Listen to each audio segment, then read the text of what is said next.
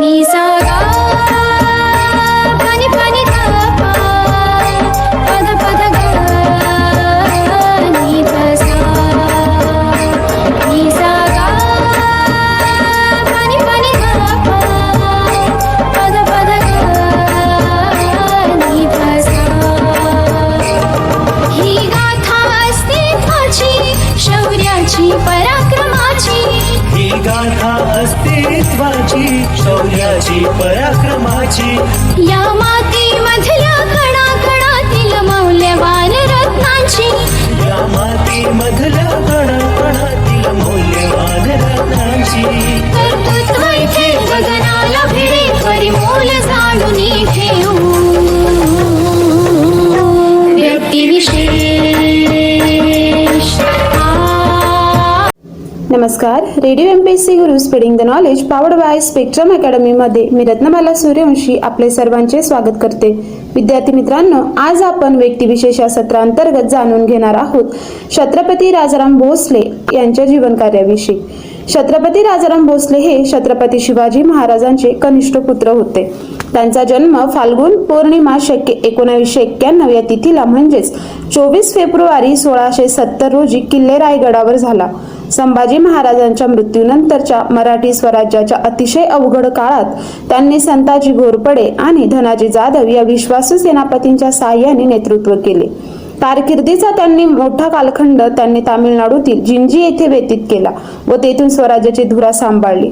फाल्गुन कृष्ण 9 शके 1621 म्हणजे 3 मार्च 1700 मध्ये पुण्याजवळील सिंहगड येथे त्यांचा मृत्यू झाला. विद्यार्थी मित्रांनो, राजारामाच्या काळापासून स्वराज्यावरचा एकछत्री अंमल खऱ्या अर्थाने संपला. नंतरच्या काळात अनेक सत्ता केंद्रे निर्माण झाली. पुणे हे जरी मोठे सत्ता केंद्र असले तरी नागपूर, कोल्हापूर, सातारा, बडोदा व नंतरच्या काळात ग्वाल्हेर, उज्जैन व इंदूर ही मराठ्यांची उपसत्ता केंद्रे होती. मराठीशाही सन 1688 ते 1700 मध्ये अस्तित्वात होती. शिवाजी महाराजांनी जे कमावले ते राखण्याची जबाबदारी छत्रपती संभाजींवर आली. ते त्यांनी राखले, पण त्यांच्या अकाली घरपडी नंतर व हत्येमुळे मराठीशाहीचा चाकणा पार मोडून गेला. स्वराज्यात छत्रपती म्हणून राजारामाला मंचावर बसवले.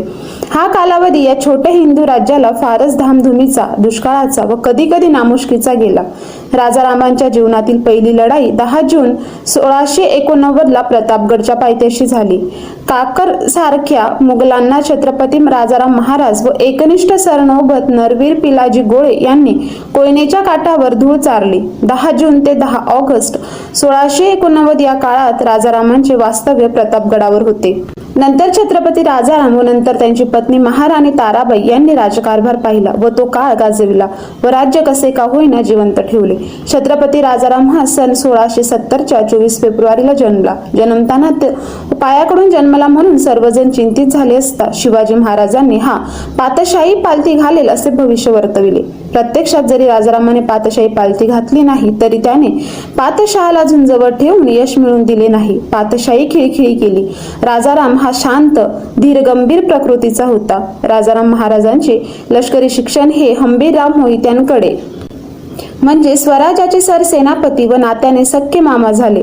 हंबीरराव हे कुंडतोजी गुजरात नंतरचे सेनापती. प्रतापराव गेल्यावर शिवाजी महाराजांनी प्रतापरावांची मुलगी जानकीबाई हिच्याशी राजारामांचे लग्न लावले. विद्यार्थी मित्रांनो, जाणून घेऊया छत्रपती राजाराम महाराज यांच्या वतनदारीस प्रारंभ. 1 फेब्रुवारी 1689 रोजी संभाजी महाराजांना पकडले. गादीचा वारस शाहू त्यावेळी 7 वर्षाचे पण नव्हते. त्याला छत्रपती सारख्या महत्वाच्या पदावर बसवायच्या ऐवजी येसूबाई आणि मंत्रिमंडळाने राजारामाला बसवायचा निर्णय घेतला व लगेचच 12 फेब्रुवारी रोजी राजाराम छत्रपती झाले. राजाराम महाराज छत्रपती जरी झाले तरी त्यांच्या पुढील परिस्थिती खराब होती. महाराज संभाजी अटकेत होते. मराठे सरदार औरंगजेबांच्या बाजूला झुकले जाऊ लागले. चारीकडून स्वराज्यावर होणारा हल्ला, स्थानिक लोकांची फितुरी, औरंगजेबाशी लढा द्यायला लागणाऱ्या पैशांची चणचण हे सर्व प्रश्न होते. स्वराज्य तर राखायचे, मराठेशाहीला जिवंत तर ठेवायचे, पण हाती बळ नाही, पैसा नाही अशी भीषण परिस्थिती.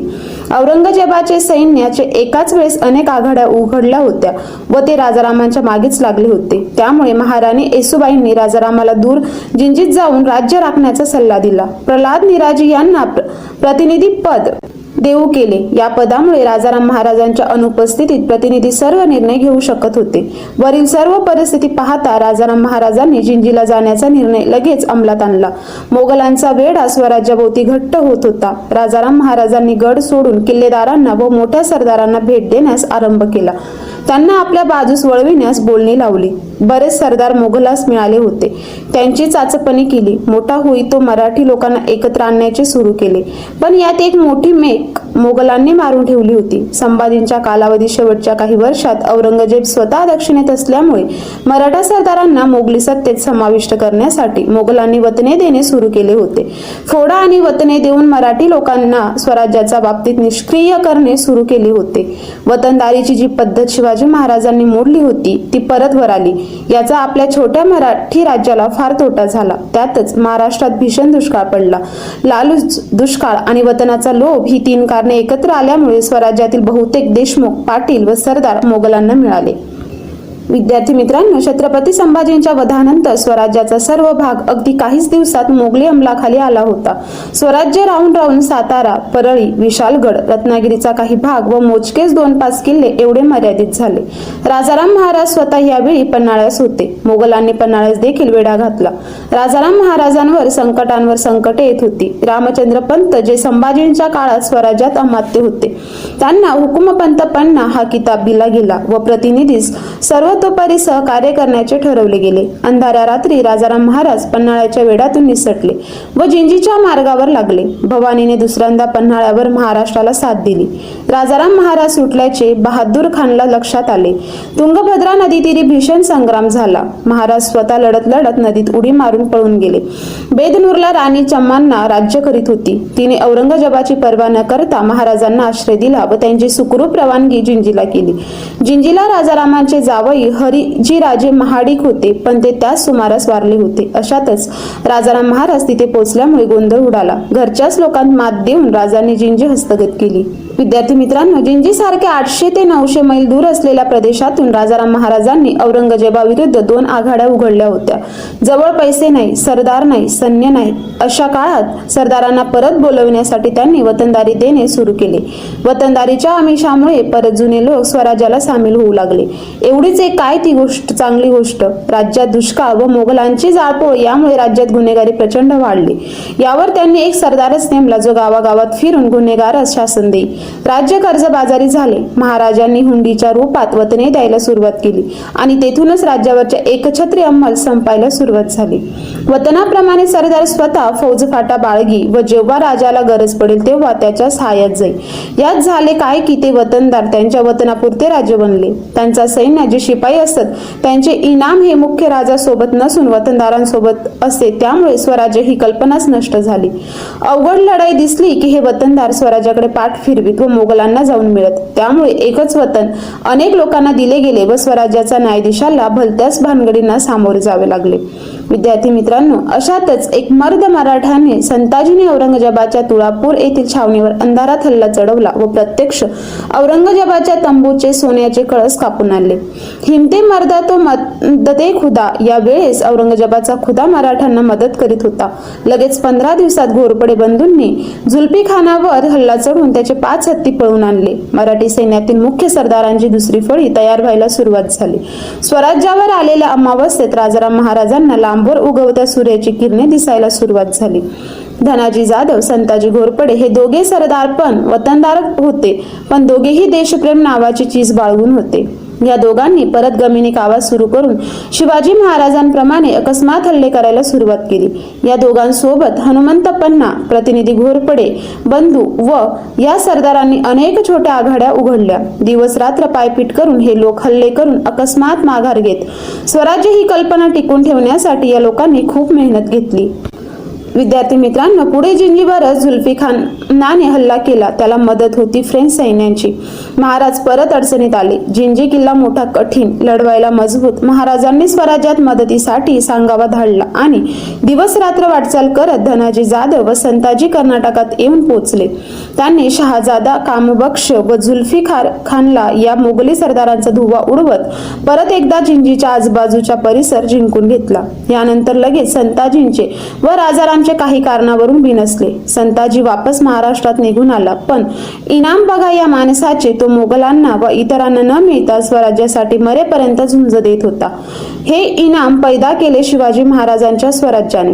संताजीला एक वैषम्य होते, ते म्हणजे मोगलांकडून फुटून जे नवीन लोक येतात, राजाराम महाराज त्यांना जास्त विचारतात व ते जुने आहेत त्यांची काळजी घेत नाहीत. महाराजांनी पत्र पाठवून निर्धोक राहा असे सांगितले, पण त्यावेळेस तंबीही दिली होती. नवीन लोकांसोबत संताजीचे जास्त जमले नाही, त्यामुळे महाराजांनी संताजीस त्यांची फौज खाली करण्याचा हुकूम पण दिला व सरसेनापती पद धनाजीला दिले. पण संताजीने फौज सोडली नाही, तो लढत राहिला, पण स्वराज्याच्या बाजूनेच. स्वराज्यासाठी नामुष्कीची गोष्ट अशी की संताजी व धनाजी यांच्यात एक लढाई झाली. म्हणजे बघा, आपण आपापसात पण लढतोय, शिवाय मोगलांशी लढतोय. औरंगजेबाकडे 4,43,000 खडी फौज व 96 मराठी सरदार होते. यावरून राजाराम महाराजांचा लढा किती विचित्र होता याची कल्पना करता येते. मिर्झा राजाच्या वेळी शिवाजी महाराजांनी स्वराज्याची कल्पना पार शेवटच्या थरापर्यंत रुजवली होती, पण राजारामांच्या काळात ती पूर्णपणे उखडली गेली होती. विद्यार्थी मित्रांनो, राजाराम महाराज हे शांत स्वभावाचे असून त्यांनी राजकारभाराची घडी व्यवस्थित घालण्याचा प्रयत्न केला व त्यात ते बऱ्यापैकी यशस्वी झाले. व्यक्तिगतरित्या ते गुणी, धोरणी व मत्सुद्धी राजकारणी होते. आक्रस्ताळेपणा त्यांचा अंगी नव्हता. त्यांच्या म्हणजे त्याने एका पत्रात त्याने दिल्लीवरील स्वारी करायची इच्छा व्यक्त केली. काळ पाहिला तर औरंगजेब दक्षिण गिळंकृत करत होता. राजारामांकडे पैसे नव्हते, पुरेसे सैन्य नव्हते आणि हा माणूस दिल्लीला घशात घालू असे त्यांच्या अनुयायांना पत्राद्वारे लिहित होते. काय म्हणावे या धैर्याला? बेडर वृत्ती, धाडसीपणा की आणखी काही? 1728 साली निजामाने पुणे घशात घातल्यावर बाजीरावाने औरंगाबादवर हल्ला चढवला. हे गुण राजारामाला त्याच्या वडिलांकडून आले. एवढेच नाही तर त्यांनी वडिलांसारखी सुरतेला तिसऱ्यांदा हल्ला चढविण्याची तयारी केली होती, पण ऐनवेळी बातमी फुटल्यामुळे त्यांना मोगली सैन्याशी महाराष्ट्रातच मुकाबला द्यावा लागला. विद्यार्थी मित्रांनो, राजाराम महाराज महाराष्ट्रात 1698 मध्ये आले. त्यांनी आपल्याबरोबर आपला पवित्रा बदलला. आजपर्यंत ज्या लढाया झाल्या होत्या त्या बचावासाठी, नंतर मात्र ज्या झाल्या त्या आक्रमण करण्यासाठी. मोगली सैन्य मराठ्यांच्या प्रतिकारापुढे जास्त असूनही टिकत नव्हते, कारण त्यांचा राजा हाल सोसून त्यांना लढण्यास भरीस पाडत होता. स्वतः स्वाऱ्यांवर जात होता. औरंगजेबाने त्यांच्या युद्धनीतीतील 1698 परत बदल करून मोठी चढाई केली. त्याला घाबरून जाऊन परत एकदा जिंजीला जाण्याबद्दल बोलणे चालले, पण त्या बोलण्यास राजाराम महाराजांनी नकार दिला व त्यांनी स्वतःच अनेक स्वाऱ्या चालू केल्या. गदड, वराड येथे जाऊन संपत्ती लुटून आणली. महाराज परत एकदा कर्नाटकात गेल्याचा उल्लेख आहे, पण त्या स्वारीबद्दल जास्त माहिती नाही.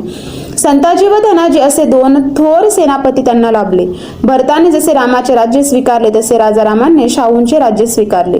त्याला छत्रपती पदाचा मोह नव्हता. कित्येक कागदपत्रात हे दिसून येईल की ते बऱ्याचदा राज्य थोरल्या भावाचे आहे व मी फक्त काही दिवस त्या राज्याची काळजी घेतोय असे सरदारांना लिहित असत. विद्यार्थी मित्रांनो, अशा प्रकारे आता आपण छत्रपती राजाराम महाराज यांच्या जीवन कार्याविषयी थोडक्यात जाणून घेतले. तर आता आपण इथेच थांबूया. तोपर्यंत तुम्ही ऐकत राहा radio MPSC Guru, spreading the knowledge, powered by spectrum academy. धन्यवाद. कंपनी सुरू केली होती. ती आज जगातील सर्वात प्रभावशाली आणि महाबलाढ्य सॉफ्टवेअर कंपन्यांमध्ये गणली